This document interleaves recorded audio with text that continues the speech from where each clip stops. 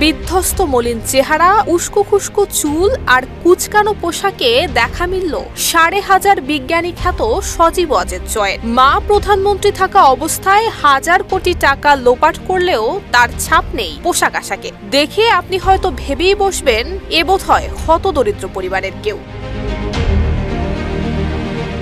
সম্প্রতি সামাজিক যোগাযোগ মাধ্যম ফেসবুকে ভাইরাল হওয়া এক ছবিকে ঘিরে উঠেছে নানান আলোচনা। যে ছবির ক্যাপশনে লেখা বাংলাদেশের একমাত্র ১৫০০ কোটি বিজ্ঞানী যার কোনো আবিষ্কার নাই। জামা কাপড় দেখে মনে হচ্ছে বিজ্ঞানীর দিনকাল খারাপ যাচ্ছে, আগের মতো আর আবিষ্কার করতে পারছেন না। মন্তব্যের ঘরে নেটিজেনরা লিখেছেন, মাত্র ৮ মাসের ব্যবধানে লোকটাকে চিনতে পারছি না।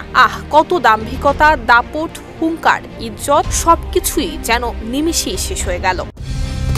কালার এক্সপার্ট, জর্জ স্যাপ এবং মাইল্ড অন হ্যান্ডস টেকনোলজি সমৃদ্ধ অরিক্স ক্রিস্টাল ওয়াশ আপনার লন্ড্রি এক্সপার্ট। সম্প্রতি ভারতে পালিয়ে যাওয়া সাবেক প্রধানমন্ত্রী শেখ হাসিনা এবং তার ছেলে সজীব ওয়াজেদ জয়ের বিরুদ্ধে গ্রেফতারি পরোয়ানা জারি করেছে আদালত। রাজধানী উন্নয়ন কর্তৃপক্ষ রাজুকের প্লট বরাদ্দে দুর্নীতির অভিযোগে দুদকের করা পৃথক ২ মামলায় তাদের বিরুদ্ধে গ্রেফতারি পরোয়ানা জারি করা হয়েছে। মামলার এজাহারে বলা হয়েছে, শেখ হাসিনা প্রধানমন্ত্রী পদে দায়িত্ব পালনকালে তার উপর অর্পিত ক্ষমতার অপব্যবহারে নিজ মালিকানায় এবং তার ছেলে, মেয়ে, বোনের মেয়ে এবং বোনের ছেলের নামে পূর্বাচলে প্লট বরাদ্দ নেন। ঢাকা শহরে তাদের বাড়ি কিংবা ফ্ল্যাট আবাসন সুবিধা থাকার পরও তা গোপন করে আইনি বিধি এবং নীতিমালা লঙ্ঘন করে এই প্লটগুলো বাগিয়ে নেন তারা।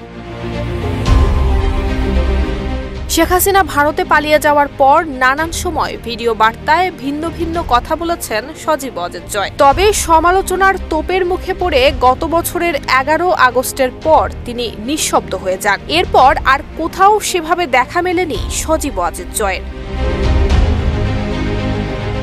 নুসরাত জাহান মেহেক, ঢাকা পোস্ট।